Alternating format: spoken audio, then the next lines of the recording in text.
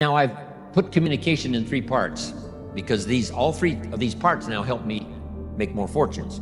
Here's the first one. It's called training. Training is simply showing somebody how to do the business, how to do the job. If you get good at that, the pay is incredible. Whether it's your own enterprise or whether you work for someone else. Training pays big money. Here's the next one, teaching.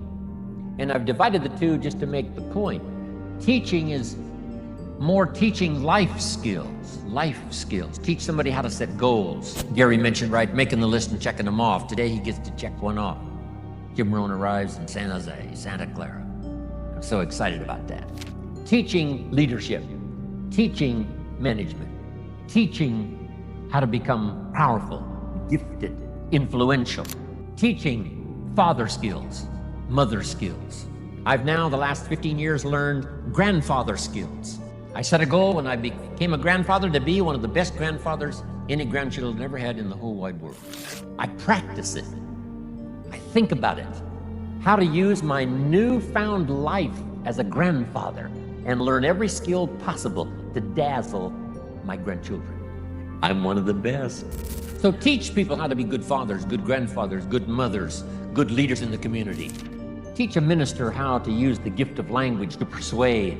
So communication is part of its training, part of its teaching. Here's the best part, here's number 3 in the gift of language, and that's learning how to inspire. Inspire simply means a few simple things. Here's number 1, help people to see themselves better than they are. Yes, sometimes we have to help people see themselves as they are.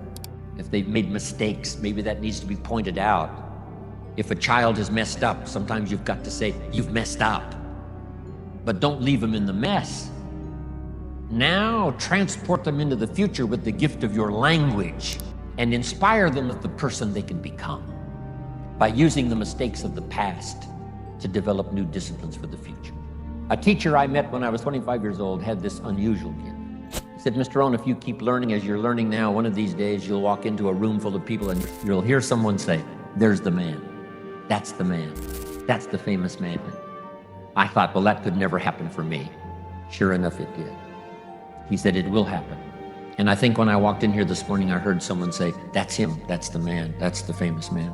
You must transport your children into the future. Yes, you have to take them back to review their mistakes, but don't leave them there.